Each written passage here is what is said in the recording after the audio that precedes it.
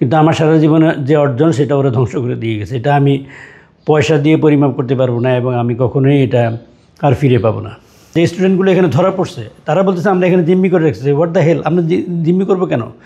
এখানে স্টুডেন্ট ধরা পড়ছে কখন? যারা এখানে ওরা ভাঙচুর করতেছে তারা ধরা পড়ছে, আমরা তো তাদের ওখান থেকে নিয়ে আসি না স্টুডেন্টদেরকে।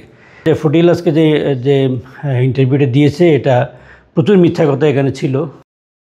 তো যেটা এখানে হয়েছে তুমি দেখছো যে আমরা আমাদের এটা আমি অনেক মিডিয়াকে বলেছি, বিভিন্ন ভিডিওতে তোমরা দেখবা যে আসলে ঢোকার সময় তারা তো অবশ্যই প্রি প্ল্যান, এটা আমি সবসময় বলে আসতেছি প্রি প্ল্যান।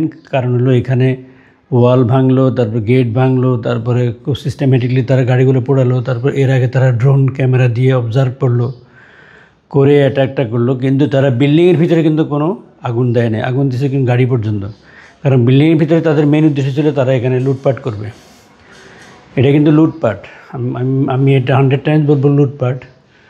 কারণ আমাদের রুমে ভিসি স্যার, আমার পাশে ভিসি স্যার, আমার room register, deputy register, account section সব তুমি দেখবা যে এখানে কম্পিউটার ল্যাপটপ সব শেষ। ভিসি স্যারেরও কম্পিউটার ল্যাপটপ, আমারও কম্পিউটার ল্যাপটপ।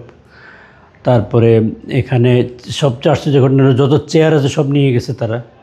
আমার এখানে 5টা চেয়ার ছিল, সোফা 3টা সোফার মধ্যে একটা সোফা ওরা নিয়ে গেছে। তো যেহেতু তারা প্রচুর সময় পাইছে, এখানে 4.5 ঘন্টার একটা তাণ্ডব, এই 4.5 ঘন্টার তাণ্ডবে তারা সব নিয়ে গেছে। প্লাস যেগুলো তাদের কাজে লাগবে না এগুলো ওরা ভাঙছে।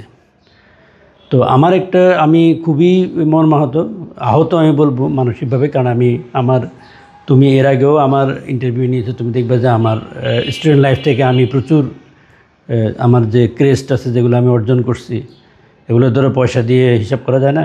তো এগুলো সব ওরা ধ্বংস করে গেছে।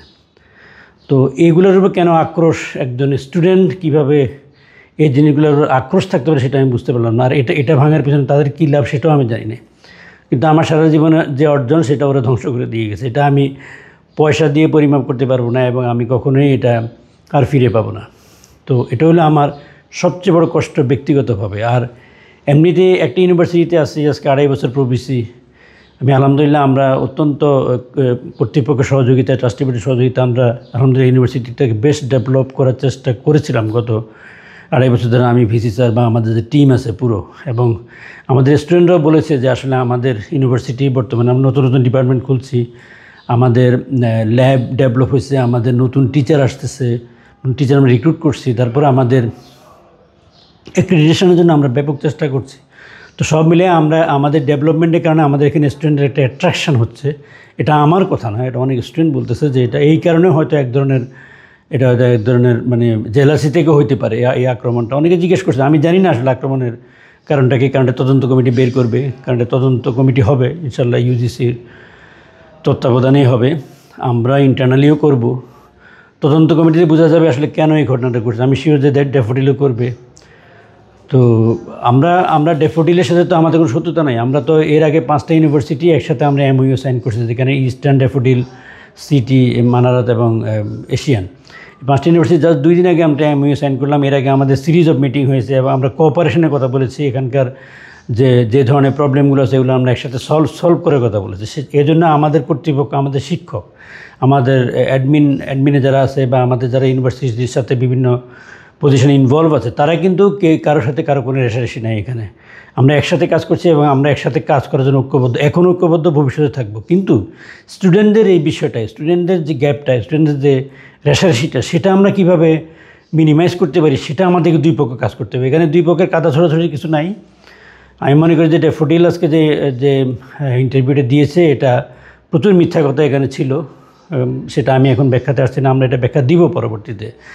এখানে ড্যাফোডিলের স্টুডেন্টরা আসছে, এটা তারাও স্বীকার করছে, ড্যাফোডিল স্টুডেন্টরা ভাঙচুর করছে এবং তারা এটা ক্ষমা চাইছে এবং তারা ক্ষতিপূরণ দিবে বলছে। সেখানে এখন আর তাদের এখানে অন্য কোনো স্টেটমেন্ট দেওয়ার কোনো সুযোগ নাই। তাছাড়া যে স্টুডেন্টগুলো এখানে ধরা পড়ছে তারা বলতেছে আমরা এখানে জিম্মি করে রেখেছি। হোয়াট দ্য হেল, আমরা জিম্মি করবো কেন? এখানে স্টুডেন্ট ধরা পড়ছে কখন? যারা এখানে ওরা ভাঙচুর করতেছে তারা ধরা পড়ছে, আমরা তো তাদের ওখান থেকে নিয়ে আসি নাই স্টুডেন্টদেরকে, আমরা রাস্তা থেকেও নিয়ে আসি নাই, আমরা ওখান থেকে নিয়ে আসি না। আর রাতেবেলা তো আমরা ছিলাম, রাতেবেলা স্টুডেন্টরা ছিল, আমাদের স্টুডেন্টরা রাতেবেলা ওদেরকে ধরে নিয়ে আমাদের হলে নিয়ে গেছে, স্টুডেন্টদের হলে নিয়ে গেছে। সেখানে আমাদের কোনো হাত ছিল না। এবং আমরা এটা সম্বন্ধে কিছু জানতাম না, আমরা সকালে উঠছি, সকালে জানছি, তারপর আমরা চেষ্টা করছি এটা মিনিমাইজ করার জন্য এবং ওদের যাতে ভালো ট্রিটমেন্ট হয় সেটা আমরা দেখেছি। তারপরে ওরা যারা আহত ছিল তাদেরকে আমরা হসপিটালে পাঠানোর এবং কর্তৃপক্ষকে হস্তান্তর করার ব্যবস্থা করেছি সকালে।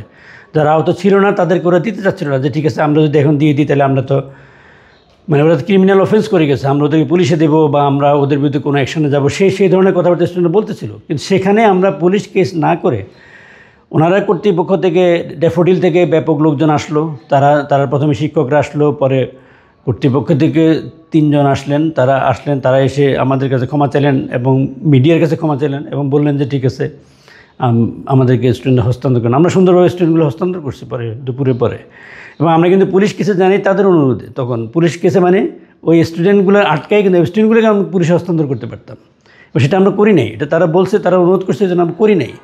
আমরা অনেক ভদ্রতা দেখাইছি আমি বলবো, এবং আমরা অনেক কোঅপারেশন করার চেষ্টা করছি। কিন্তু ওনাদের আজকে ইন্টারভিউ, ওনাদের ভিসি মহোদয় এবং ওনাদের রাজু সাহেব, ওনাদের যে ইন্টারভিউটা অবশ্যই আমাদেরকে আহত করেছে।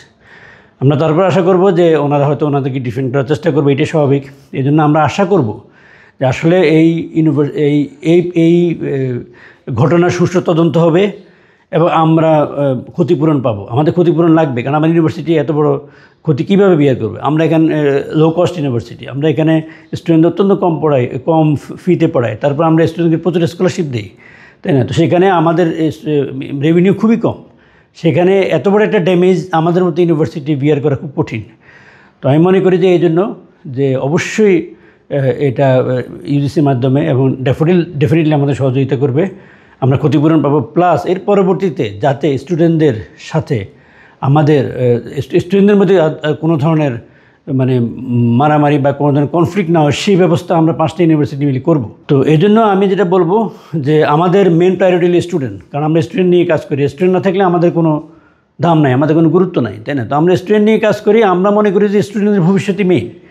তো এই জন্য আমরা স্টুডেন্টদের যাতে স্টুডেন্টের ক্ষতিগ্রস্ত না হয়, যেমন ড্যাফোডিলের বেশ কিছু স্টুডেন্ট আহত হয়েছে, আমাদের স্টুডেন্ট আহত হয়েছে, আমরা খুবই দুঃখিত, আমরা খুব কষ্ট পাচ্ছি এটা নিয়ে।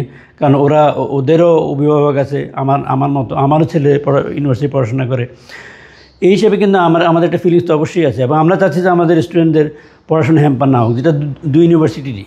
এবং এর জন্য আমরা দ্রুত একটা সমাধানের মধ্যে আসতে চাচ্ছি, যে সমাধানের মাধ্যমে আমরা চাইব যে ইউনিভার্সিটি পাঠ কার্যক্রম শুরু হোক। এবং আমরা যদিও 4 দিনের একটা ছুটি ঘোষণা করছি, আমরা ইনশাল্লাহ আগামী সপ্তাহ থেকে আমরা দ্রুত সিন্ডিকেট মিটিং হবে। আগামী সপ্তাহ থেকে আমরা অনলাইন ক্লাস করব কিছুদিন, ম্যাক্সিমাম 1 উইক, তারপর আমরা ইনশাল্লাহ অফলাইনে চলে যাব, কারণ আমাদের অনলাইনে তো সেই লেভেলের কাজ হয় না।